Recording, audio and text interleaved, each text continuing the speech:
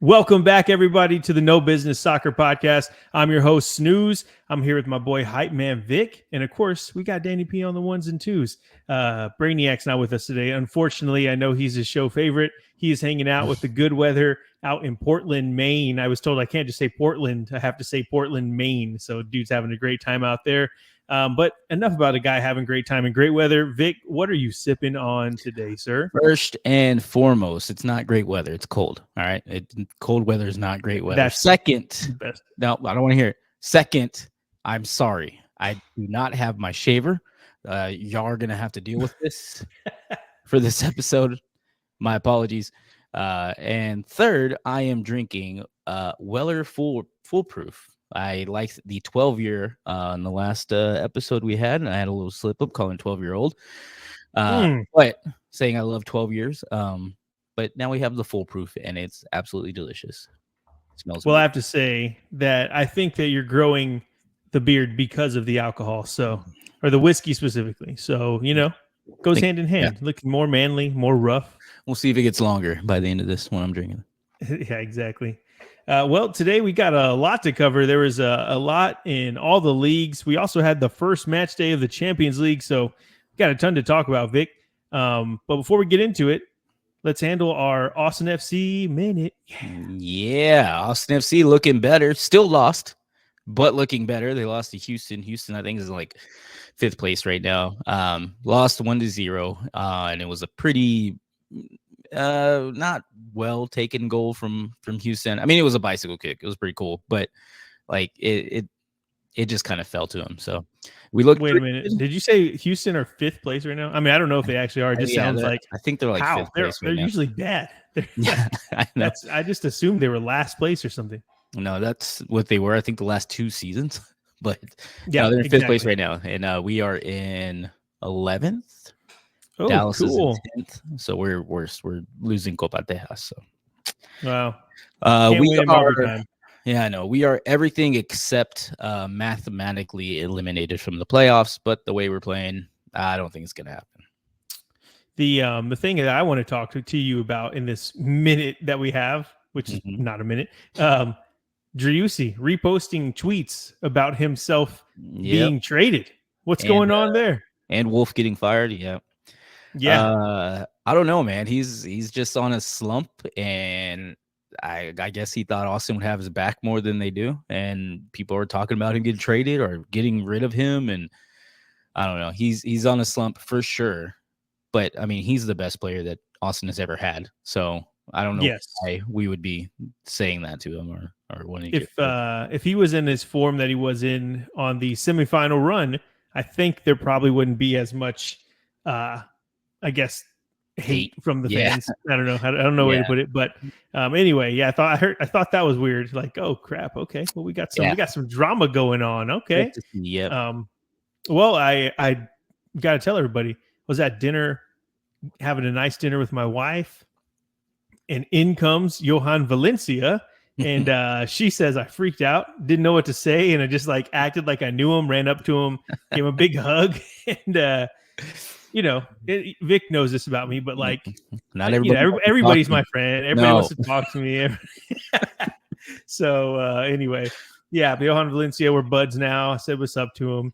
It's all good. Okay, well, the next minute we need to do is our Wrexham recap, and Wrexham actually they're kicking ass right now. They get a 2-1 win against Crawley Town this weekend. And let me move this over here so I'm not looking in a weird direction. And they're actually on top of the League One table, so that's pretty cool. Like we're going to talk about this a lot more in depth as this goes on. But just know that what Wrexham are doing, what Deadpool and Rob McElhaney are doing, is insane. Wrexham at the top of their league. They're above Birmingham and Barnsley right now, which of course not powerhouses, but the Wrexham standards is insane. Like that, it's just really cool to see. So yeah, Wrexham recap is they're freaking running things right now, and it's really cool to see.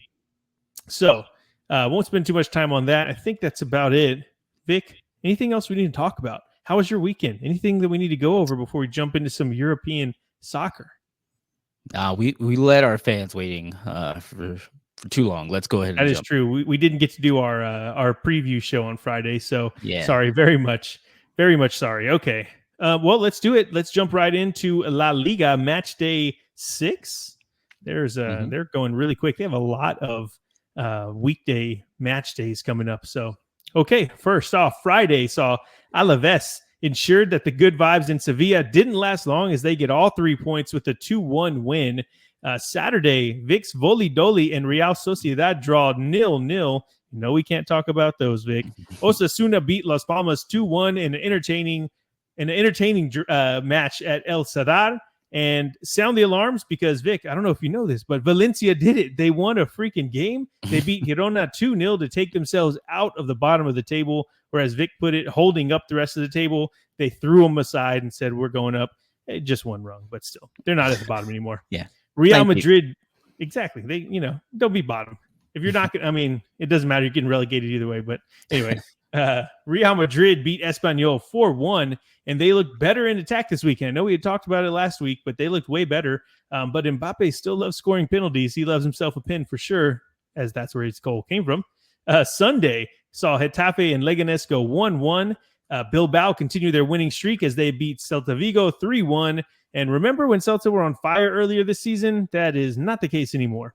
Barcelona are hot right now. They get a 5-1 win over Villarreal. And if you recall, last week we were talking about how if Villarreal were a real team, if they were going to be one of the top clubs, then this was one that we wanted to see. We were really excited for. And it didn't go well for them. This one sees Lewandowski get a hat trick. Rafinha got a brace. And Lamine, the Dream Yamal, is just being awesome. He's really, really good at his job, which is soccer. And he's like, 17, 18 years old right now? Anyway, check out the assist on his goal, or his assist to Rafinha's goal. Atleti and Rayo play out a 1-1 draw in the Madrid derby. Mallorca upset Betis 2-1 on the road in Seville. Lo Celso, ex-Spurs player, scored a banger, but Mallorca came back to win it. And don't look now, but Mallorca are having themselves a season early this year. Vic, where does that put us in the table? Well, we do have Barcelona on top, just as you would think, with 6 straight wins and 18 points. Underneath them, Real Madrid with 14 points, 2 draws and 4 wins. Just underneath the Atleti Bilbao with 13 points. Underneath them is Atletico Madrid with 12 points. And holding up the table at the very bottom, you will have Getafe at 18th, just on the cusp of relegation there. Valencia underneath them at 19th. And at the very bottom, holding up the table, Las Palmas with 2 measly points. But hopefully they get some more. We'll see. Measly points. Oh, it's so rude. Hey, it's hard to get points. Ask Everton. Yeah. That was so rude. Okay. Didn't need unnecessary. Okay, well, let's talk about some of this then. First thing we want to discuss is Barcelona shaking off a disappointing loss to Monaco in the Champions League, which we'll talk about the Champions League match day 1 in a second. They looked mortal for the first time all season, and they're back at it. They get into La Liga. They do what they've been doing. They've scored the most goals of any club in the big 4 European leagues this season. I would say big 5, but we can't really watch Ligue 1 anymore. Ligue 1, it's hard to say. But their goal differential is at 17 in the first, 6 match days. That's ridiculous. They're clicking defensively, going forward, off the ball, on the ball, doesn't matter. Flick has them playing great. And they're really fun to watch right now. And they're getting it done in every way that they can. On the reverse side of that equation, though, is the Yellow Submarines. As soon as we give them their flowers, last week we were just talking about how we wanted to see them do well, and they pooped the bed is the best way to put it. But it's not like losing to Barca is a bad thing. We just talked about it. A lot of teams are going to be losing to Barca this season. It's just how they lost at home, getting beat 5-1. What was it again? 5-1. I mean, that's insane. If you're going to be real, you can lose to them, but just don't lose 5-1 at home. So anyway, they have Espanyol coming up, and let's just see them, get back on their winning ways. I would say to their winning horse, but that's mixing 2 things together. You can't do that. But if you have a winning horse, yes, they should be getting on that horse too. So, okay, you know what I meant. All right, moving on now to Seville. We have Sevilla they're in their funk right now. We know that, but Alaves got it done. And we talked about Villarreal, Celta, Osasuna, but we haven't really touched on Alaves much. And they started off with that loss to Celta and a draw with Betis. But since then, they've gone 3 of 4 matches with that, winning 3 or 4 matches with the one loss against Espanyol. And now they do play Real Madrid and Barcelona in 2 of their next 3 matches. So we're talking about them now because in the next 3 matches, we might not be able to talk about them as much. So that sucks. But, if they can get 1 point from any of those matches, then you start to look at Alaves a little bit different. Right now, it looks a little daunting. But, yeah, that's why we're talking about them right now, Vic, because you know what? They deserve it. They might not deserve it in 2 or 3 weeks. We'll find out. Yeah. Can't wait. Yes, it's kind of like before the season starts, the Cowboys are always going to win the Super Bowl, and then it starts, and then they still are going to win the Super Bowl. Okay. All right. Fine. And then also what is arguably one of the biggest shocks in the La Liga season so far is Real Sociedad is struggling so bad. Outside of their match day 2 win against Espanyol, they haven't played well. They're one of the clubs that has played 7 matches in La Liga. We were talking about a second ago how La Liga has a bunch of weekday match days. And so they're one of the clubs that have played 7 matches, and they have lost 3 of their last 5 matches, with the other 2 being draws. So that's not good. They haven't won a match in the month of September. They have not won a match. It is the 23rd, 24th, and they haven't won a match yet in this month. And to make it worse, they haven't scored a freaking goal in September. So that's even, you might go on the little losing skid, but to not score a goal, it's insane, especially for Real Sociedad. Like we thought they were going to do great. They ended up keeping the guy that Liverpool was trying to get, and I kind of thought that would spark them. I had to throw that in there, a little shade towards you, but either way, they're not doing good, so I guess it's not shade. Defensively, they've been solid. They've only letting in 7 goals in all of their games so far, but they've only scored 3 goals in the 7 matches as well. So yeah, they're struggling mightily, and we just didn't expect that. We thought they would be right up there. One of the best clubs fighting against their rivals, Bilbao, but it's not happening right now. And it's kind of scary. We're 7 match days in. They're not looking good. And then, of course, all of the European matches and everything's coming in. So it's not like it's going to get easier as far as like all the match congestion that they're going to have. So, yeah, we'll see how they do, but not fun so far. Let's see them do something good because we talked about it. The city is beautiful. So let's see them get out there and do San Sebastian. Okay. I think we talked about La Liga enough. If you didn't notice, I have a new camera. We had a whole ordeal. I can't act like it didn't happen. My camera just crapped out on me. Had to go plug in a new one. So we're running on fumes here. But here we go. Let's go to Serie A. Danny P, are we ready for it? Okay. So in Serie A on Friday, we saw Empoli continue to prove the haters wrong as they beat Cagliari on the road 2-0. Torino disappointed last week against Lecce, but they get back on track as they take down Verona on the road, taking home all 3 points in a 3-2 win. A random 2-match day Friday, which is pretty cool. Saturday sees Venezia get their first win of the season as they take down Genoa at home 2-0. Juve and Napoli goes 0-0, and I can't talk about it, but if I could, I would say that both teams had their chances, and one of them should have brought home 3 points, but we're not going to talk about that. The Milkmen and Parma go 2-2 with both sides down to 10 men by the end of the game. That's 2 impressive results in a row for Lecce, and Parma now they need to pick it up a bit. I was really rooting for them a couple of match days ago. I mean, I was saying they're one of my favorite teams to watch. They just haven't been that team lately. Sunday, our Fiorentina boys took on our Lazio boys. You hate to see it, but you know it's going to happen every season. On a beautiful Florence afternoon. I wish I was there. And in this one, ends with Fiorentina winning 2-1 with 2 penalties being the difference. And the Violas get their first win in the Serie A season. Sorry, Lazio. I'm sure you'll be bouncing back real soon. Speaking of first wins, Bologna get theirs, and they beat Monza on the road 2-1.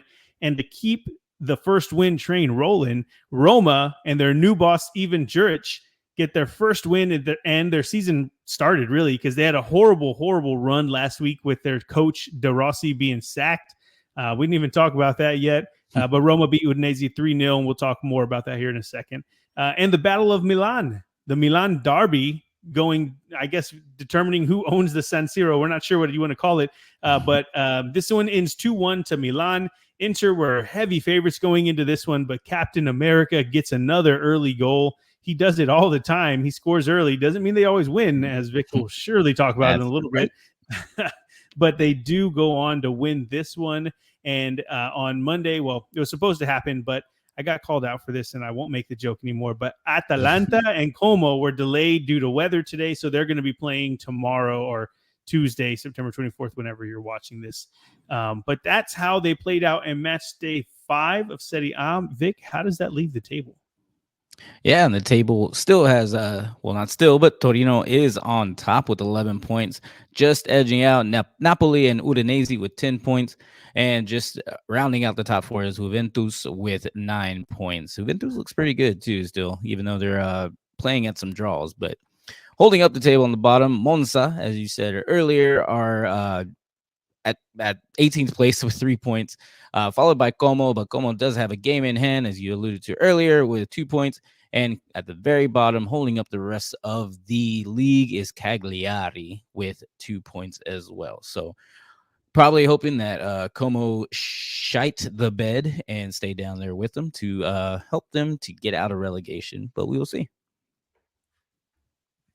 And last week we talked about how Empoli had a 4-match unbeaten streak. Well, let's go ahead and put another strike on that and extend that to 5 matches unbeaten.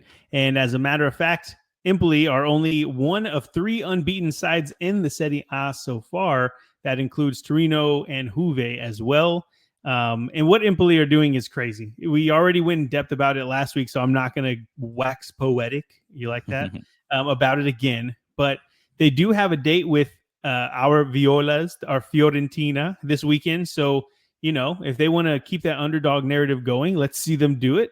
But either way, just wanted to say, man, Empoli, that's crazy. I remember specifically saying that they were one of the teams that would be relegated relatively easy, and they're not so far anyway, which is really cool.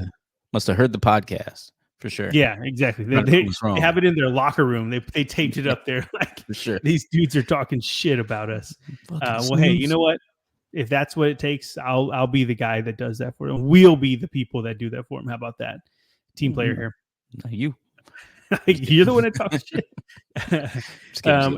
And going back to Juve, who Vic was talking about earlier, yes, they are at the top of the table. But I do have to say, even though they haven't lost yet, they started off with 2 consecutive wins, and at this point, they have had 3 consecutive 0-0 draws. So all of those draws, you know, it doesn't look too bad on paper, but when you dive in a bit, 0-0s, 3 in a row. That's like, what are the odds that happens? Yeah. That's insane.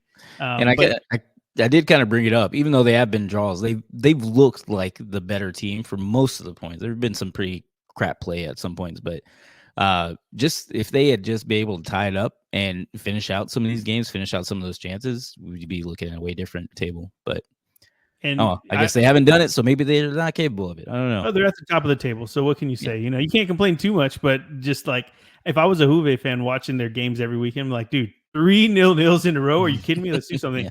Yeah. But they, granted that they did have an impressive Champions League match. Again, we're going to talk about Champions League in a second.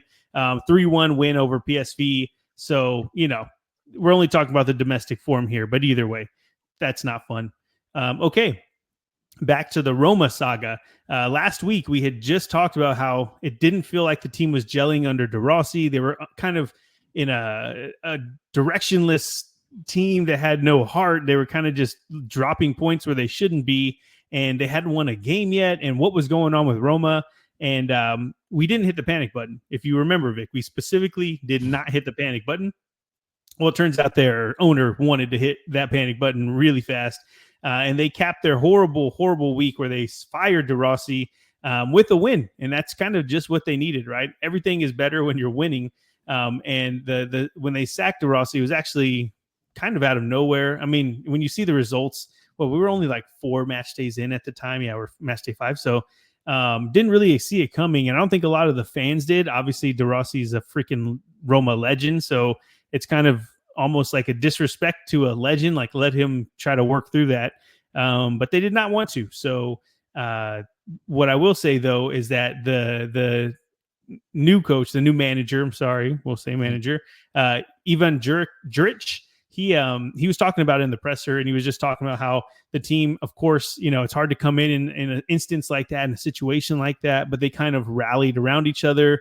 And he has a lot of good players in that locker room that are going to be able to take this forward. And of course, the results, they speak louder than words, and they didn't like where they're going. So they fired DeRossi, get a new guy in there, off to a winning start. What can you say? Okay. And for me personally, if I felt like Milan have just been struggling, like they were, I peek into their games on weekends and I watch when I can, but for some reason, like the Milan teams, I see Inter as like up here. Obviously they won it last year. But I just didn't have Milan on the books as like the same level. Well, they come into this match, they beat Milan comes into this match, they beat Inter, and their records at this point are identical. 2 wins, 2 draws, 1 loss with 8 points. And it just didn't see it that way. I don't know if anybody else had the same thought, but maybe it was a little weird. Obviously Inter got the 0-0 draw with City. Milan lost to Liverpool 3-1.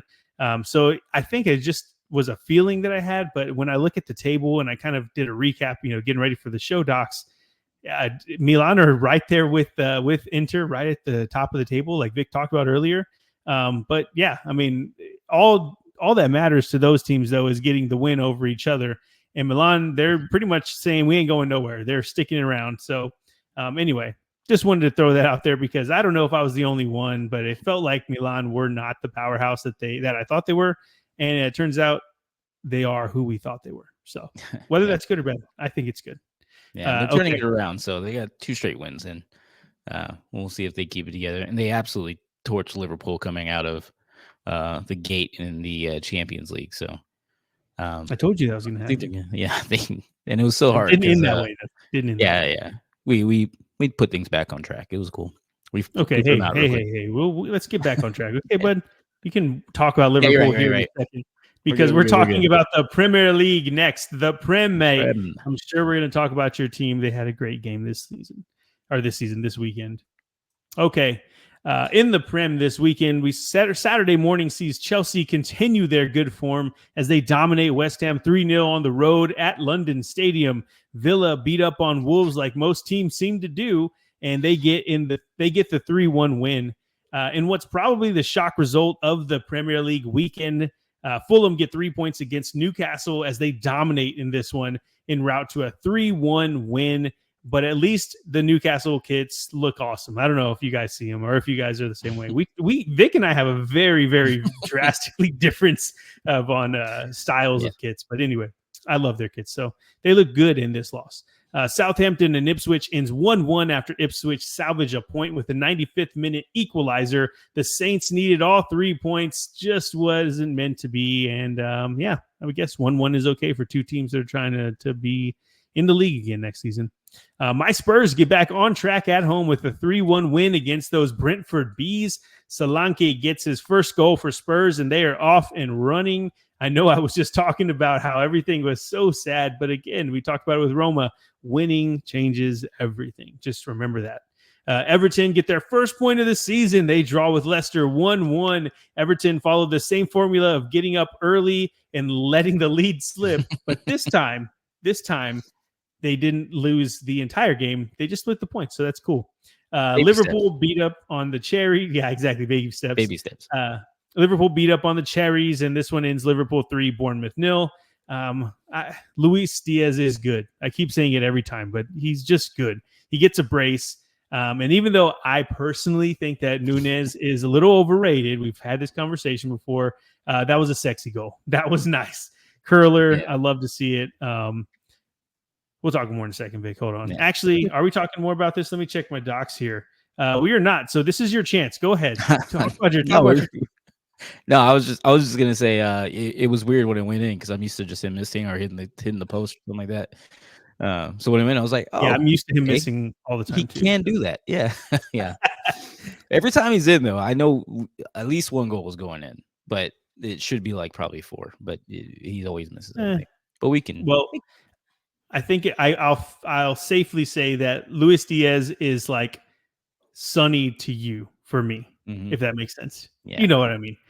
He loves Sonny. He always said that he'd be great at Liverpool. He still would. Luis Diaz would. He's too good. He wouldn't come to Spurs. But either way, I love watching the guy play. He's fun to watch. He scores. He's just got the flair. He's everything. I like him a lot. He's got everything. Not he's everything. That sounded weird. Like I got a crush on the guy. Anyway, moving on. Palace and United ends 0-0. We don't talk about those here. Sunday, we saw Brighton and Forest play out an entertaining 2-2 draw at the Amex. We talked about learning something from this match because both teams sitting there at the top, who was real, who was fake, what, blah, blah, blah. Turns out we didn't really get to learn a lot from this because they draw 2-2. But we did learn that both managers have a bit of a temper as they were both sent off before the end of this one. That's pretty cool. You usually don't see that.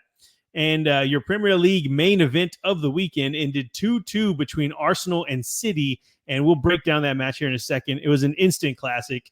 It was awesome to see. Okay, but before we talk about those, Vic, you got to hit me with that table. I got to know what it looks like now. Spurs are at the top spot probably. Top 10, top of the 11th spot. I don't know. On the top of the 11th spot. It's like the worst way you can put it. So of course, Man City get bailed out at the end. They get a draw and keep them on top of the league with 13 points in the first place.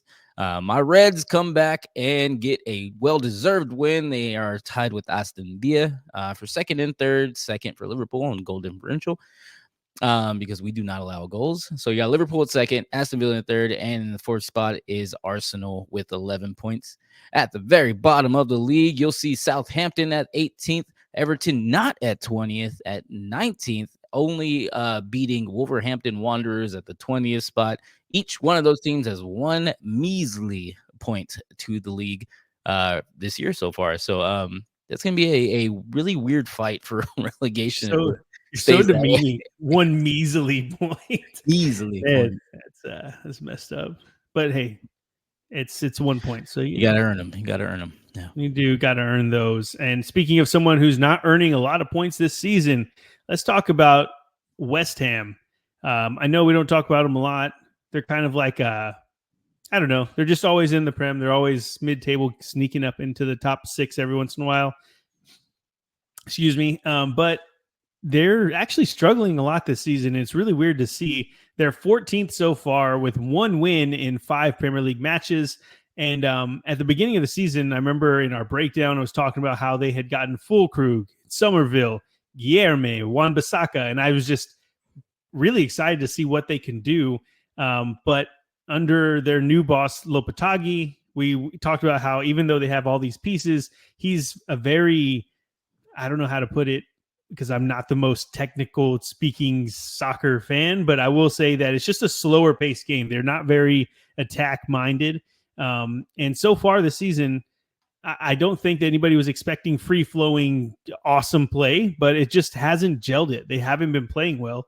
And they're 14th right now. It's really crazy to see. Do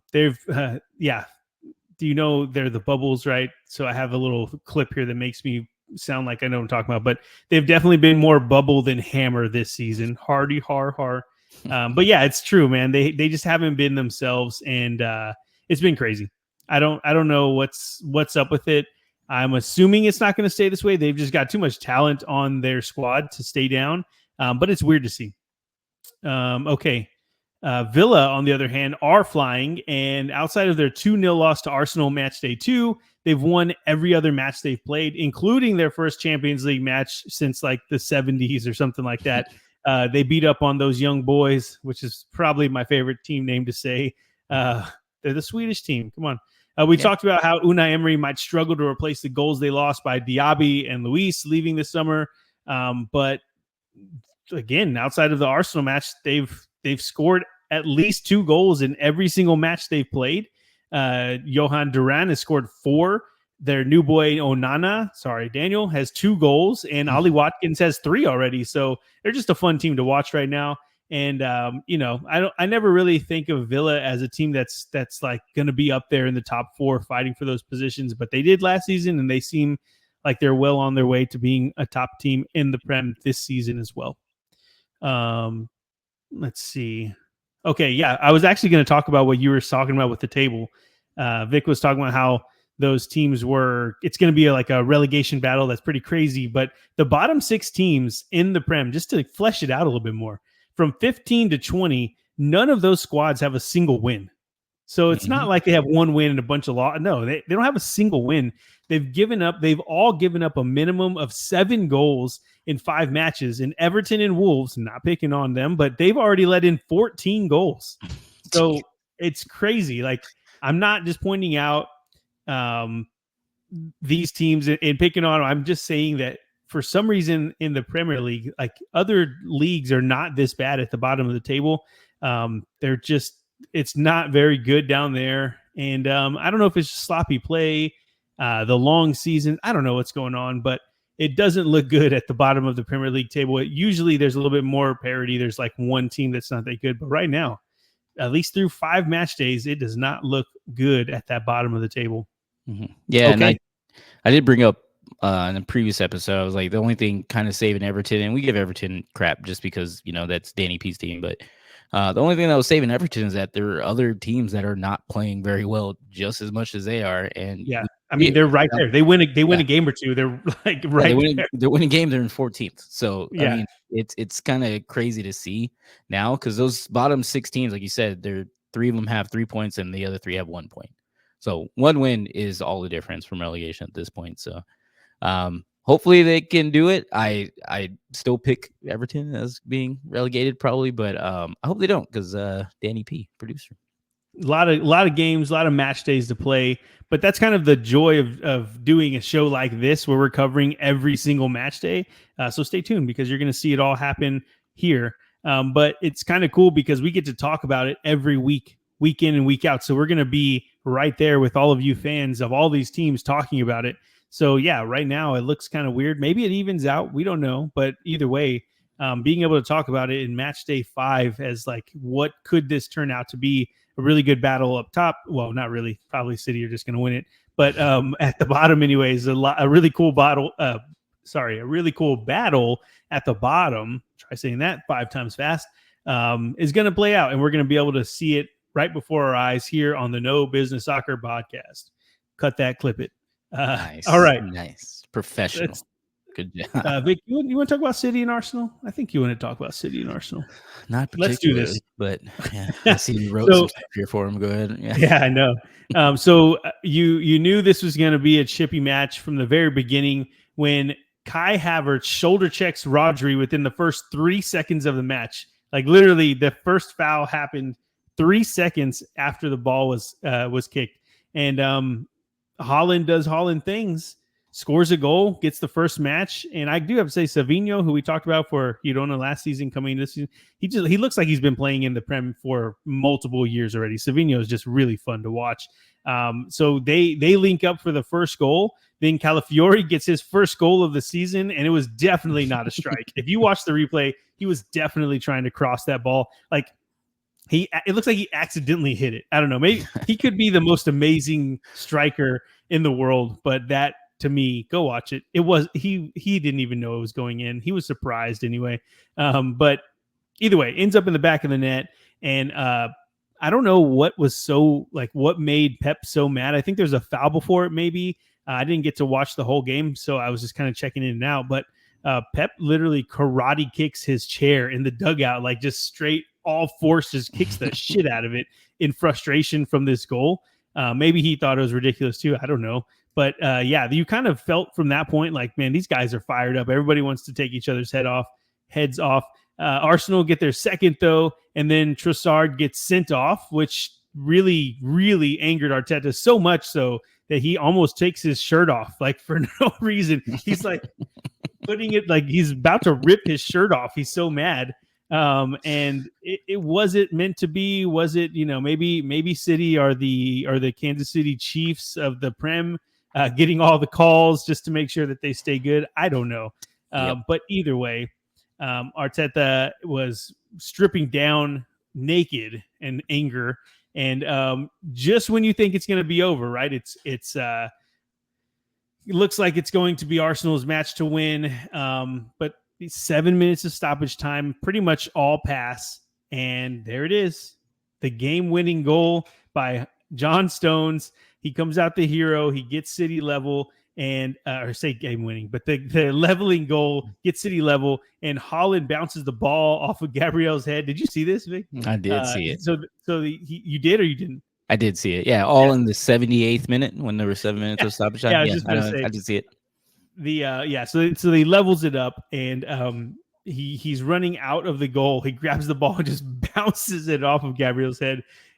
Dude, it's hilarious. Especially you know what? I'm a professional. I don't hate teams. I dislike Arsenal because they just beat us all the time, us being Spurs.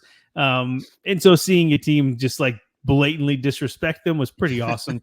But it wasn't even like they won. It was like they drew. So anyway, but then after the game, Haaland is talking shit to Pep, and they're talking shit to Arteta, and they're getting into it. I mean, it was a fiery one. Fun. That's what we watched the Prem for. You know what I mean? Did he even get? I think he didn't get sanctioned, right? No, nothing. Or anything. Yeah. Just let him go. No, it's okay. I don't know how. City player. I have no idea. Yeah. Like okay. They have it on camera though, camera. How old am I? They have it. I would say they have it taped. That sounds worse. Golly. They have the cassette. Yeah, exactly. They have it on video right in front of everyone. Like we've all seen it. Yeah. So I don't know how maybe they can't go retroactively back. I don't know. You can't. Yeah, you can. You see that? You sanction him. You know exactly what he did. Just saying. Maybe he was trying to throw it to the middle of the field and his head got in the way. How is that his fault? Oh man, I hate you. But either way, it was a classic. It was awesome. Me drink more right now. You just made me pour another. Okay. All right. Well, City, Arsenal, round one anyway, ends 2-2 with the red card for Trossard, and a lot of craziness going on. Two angry coaches, one stripping down. Fun time in the Prem this weekend. But we still got one league to talk about, Vic. So let's move on over to Bundesliga. Oh, right? There you go. Yeah. Okay. Bundesliga. Friday, we saw Augsburg and Mainz in a feisty one, with Mainz winning 3-2. Both teams had the players sent off. You love a little feisty action on a Friday night. And Saturday, I see those eyes, Bochum and Kiel split the points as their match ends 2-2, which obviously they both needed the win, but that's a good return for both of them if we're being honest. Double H, or the Heim, don't know what we're calling them yet. That sounds gross. My Heidenheim, after starting off so hot with 2 wins, have now dropped back-to-back games as they lose 3-0 to Freiburg at home. Union Berlin continue their impressive run of form. We'll talk about them more a little later as they beat Hoffenheim 2-1. Bayern are back to being bullies as they cap off the start of Oktoberfest 2024 with a 5-0 win over Werder Bremen. Eintracht beat Gladbach 2-0 as the two clubs are both going two very different directions at the moment. Leverkusen and Wolfsburg forgot to play defense in this match. It was 5 goals in the first half, and this one ends with Leverkusen coming back to win 4-3 by, of course, a late goal from my second favorite Victor Boniface. Stuttgart destroyed Dortmund 5-1. Girassi gets a goal against his former club, but Undav gets a brace, and Milo had himself a game, getting a goal and 2 assists. This was just really fun to watch. I mean, of course, I kind of VfB for me, but it was very worrying for Dortmund. It was not good seeing them lose like that. And the last game of the match day was St. Pauli and Leipzig. They ended 0-0, and we'll talk more about Leipzig here in a second teaser. Okay, Vic, where does that leave us in this table? Yeah, well, at the table, like you said, Bayern Munich is being bullies again. They have 4 straight wins and 12 points, so they are at the very top. In second, third, and fourth, all tied with 9 points. You have Bayer Leverkusen, Freiburg, and Eintracht Frankfurt, all with 9 points, 3 wins, and a loss apiece for each one of them. At the very bottom, we have St. Pauli in 17th place with 1 point, and also matching their 1 point is Holstein Kiel with 2. Well, they both had a draw this weekend, so they at least salvaged a point. Otherwise, they'd be sitting at 0, unfortunately. Yeah, that do be happening sometimes. Okay, a couple of things to talk about here. Last week we talked about how the winner of the Double H and Freiburg game was the real Slim Shady match. Like who was going to be, man to man, who's going to win, who's going to stay up top. We both know that Heidenheim and Freiburg can't be up there. And who's going to make a statement? And well, Freiburg make that statement. And that's now 3 wins from 4 matches in the Bundesliga. And the lone loss was a 2-0 against Bayern, which probably is a good result looking at how they're playing right now. With Freiburg's next 2 matches coming against bottom of the table St. Pauli and struggling Bremen, Schuster could have his boy sitting pretty, real pretty at the top of that table for a while. And if you keep racking up those points early, it can take you a lot of places, my friend. Really cool to see. I think we were kind of doubting Freiburg. We talked about it in depth last week, but losing a coach that's been with you or a manager that's been with them for so long, you weren't really sure. And especially with Schuster being really just green to the managerial role in general, not for a team in the Bundesliga. This is really cool to see. I'm glad to see that Freiburg are getting it done. Sucks that it's at the expense of Heidenheim, who've been playing so good. But either way, we're going to talk about another team who is a little bit unexpected, maybe, for the results that they're getting early this season anyway. Union Berlin, currently playing like the 22-23 version that finished 4th place rather than last year's iteration of their team that finished 15th. Bayern, Leipzig, and Union Berlin are the only remaining unbeaten teams in the Bundesliga, just like you drew it up at the beginning of the season. They've only scored 4 goals, which is by far the lowest in the top half of the table. But outside of Leipzig, who have the same goals for and goals against, they have the same goals against and goals for as Leipzig at the top of the table. I screwed that whole thing up. Anyway, the point is they're not scoring a lot, but they're not letting a lot of goals in. They're playing that defensive mind frame, and maybe that's the best way to do it. I don't know. If they continue to keep that defensive record low, they're just going to hit on the counter. I don't know. Maybe that's what they do. Maybe that's a winning formula. We'll find out. But the fact that Leipzig are in the same sentence as Union at the moment with the same goals for and goals against, that's not how Leipzig play. That's just not how that team plays. We're going to talk about them right now. They've now gone back-to-back 0-0 draws in the Bundesliga with a 2-1 loss to Atleti in the Champions League, sandwiched between those 0-0 draws. And the 0-0s were against Union and St. Pauli. So we just talked about how Union, they're a good team, but they're definitely not world beaters. They're not one of the top teams. And St. Pauli, who looked really bad up to this point. Something's up with Leipzig. They're not doing what they usually do, and they need to do better. I was saying last week that this starts the run of easy games for them, and they start that easy run with a 0-0 against St. Pauli. And I keep bringing it up just because it's weird. Like, why is that happening? We were talking last week about how we thought Leipzig could be one of the top teams, kind of pushing Bayern and Dortmund and Leverkusen for the title, but it just doesn't seem like that's going to happen because, especially, you're dropping too many points in the Bundesliga. That's not how the Bundesliga works. You might be able to get away with it in other leagues. In this league, Bayern are going to win 5-0 every season or every week, and you just can't drop points like this. But the other reason why they need to get it going, Leipzig, is because they play Juve and Liverpool in their next 2 Champions League fixtures. So I think this is a good team, but they're going to have to pick it up because they've got not a lot of challenging games in the domestic season, but they have some crazy challenging games in the Champions League fixtures. And as you can see by Victor's, I don't think they're going to win too many of those. Okay, I think that wraps up our domestic run in Europe. I think now, Vic, anything we need to talk about?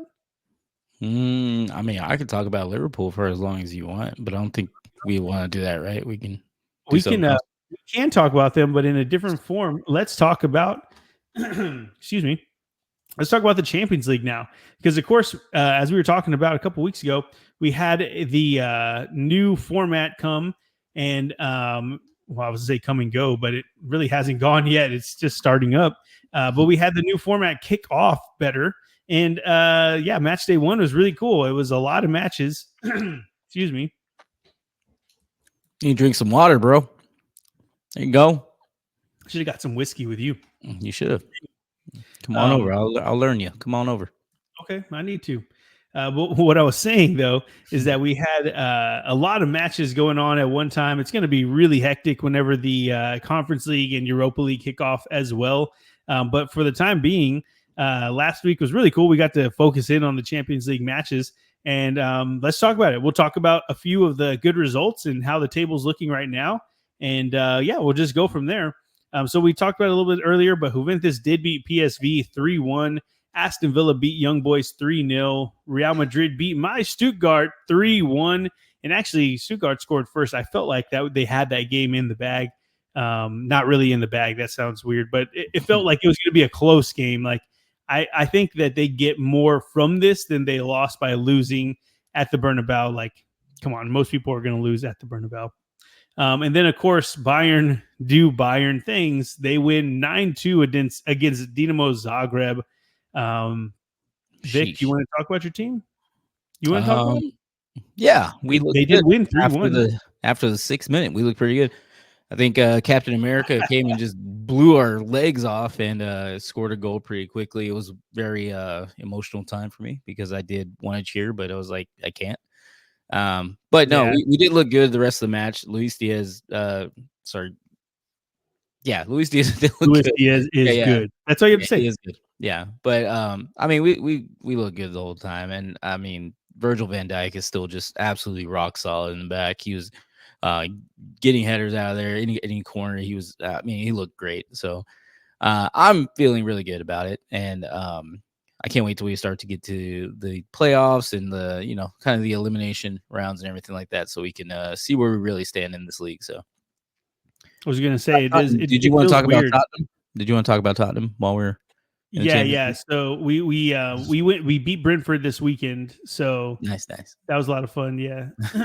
But in the Champions League, yeah, we're not talking about them. But we will talk about PSG beating Girona 1-0 because it felt like PSG were about to lose the game, or it looked like they were about to lose that game. They squeaked by, get that win. What's another game we want to highlight? Man City Inter was by far the game that I was the most excited to see, and it went 0-0. So, you know, not to say that there was no action in the game. It just wasn't what we were expecting. The one that we were all texting about a lot, though, was Leverkusen 4, Feyenoord 0. I think that this was, well, he can't correct me if I'm wrong because he's not going to talk to us on here, but it was Danny P's first time really taking in a Leverkusen match and like in totality is the best way I can put it. Like he got to watch them for the first time and he understood. He texted me, he's like, dude, Victor Boniface is good. And I was like, yeah, he's my second favorite Victor. I almost slipped there. Second favorite Victor for a reason. Leverkusen are just fun to watch. You would think that they can't be this good this fast, but they are. They're in the Champions League doing it now. Again, Feyenoord aren't like the best team in the Champions League. They're going to have many harder tasks ahead of them. But let's take a look. When's their next great Champions League match? They have Milan in match day 2. So that's going to be awesome. Yeah, it doesn't look like they have Liverpool match day 4.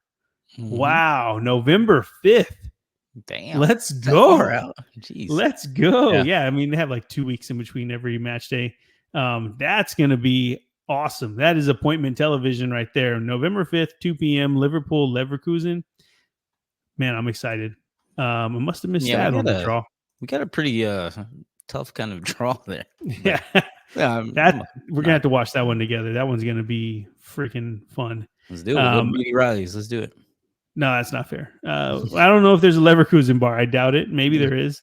You don't even like them. Well, yeah, you do. Never mind. I mean, I like them, but they're not my team. But the other game that I was excited to watch was Atalanta and Arsenal, and it ended 0-0. That one, of course, wanted to see Arsenal lose. and they didn't. Atleti, they beat Leipzig 2-1, as we talked about a second ago. And then the only blemish on Barcelona's record so far sees them lose 2-1 to Monaco. And yeah, that was it was cool to see it. But I can, like I said earlier, I can already tell, Vic, whenever everything else comes in, all the Champions League, the Conference League, and the Europa League matches are going on, it's going to be a lot. Like, how do you cover all of this? It's insane. Got to watch during work. I take my Chromecast all the time. I've been watching. So fair enough. I know I'm gonna have to have 9 screens more. Like, there's got to be a better way to do it. I think from what I saw, they're not going to be like it's usually been Tuesday, Wednesdays are Champions League, Thursdays are for Conference and Europa League. I think they're going to mix it in now. I'm not sure, but hopefully they make it a little bit easier for us all to watch. Because I know they have Golazo where you can kind of watch all the matches that are happening, kind of like Red Zone a little bit. But it's just not the same. You kind of want to take in more. But anyway, looking at the table, the Champions League table, which is weird to say now. I mean, because there are tables for groups. There used to be anyway. But it's fun. I can't wait to see how it looks after a few match days. Because again, Super League, right? Danny P says they got what they wanted all along. But yeah, when you see the table stacked up with all these teams in it, it does feel very Super League-ish, That's crazy. Yeah, the table goes on forever if you're looking at it. Just keep scrolling, keep scrolling. Yeah. But yeah, as it sits today, the top 8: Bayern, Celtic, I think Celtic, Leverkusen, Aston Villa, Dortmund, Sparta Praha, which we don't like them here, Liverpool and Juventus. Oh, Real Madrid in 9th place. Golly, scrubs. And then of course some gold, baby. I know, right? Yeah. But this is going to look cool. I mean, it's hard to read into anything after one match day, but a couple match days in, we'll be able to take a look at this and kind of break it down. It'll make a little bit more sense, kind of like the match days or the tables for the leagues as well. After you get 4 or 5 matches in, it makes a little bit more sense. But for now, we're just enjoying these games. Vic, feeling good about Liverpool, feeling good about all your teams except for Austin FC. Anything else we need to discuss? I think we're good to go here. It's a lot that we talked about already. Yeah, I think we're good. No, I think we covered everything.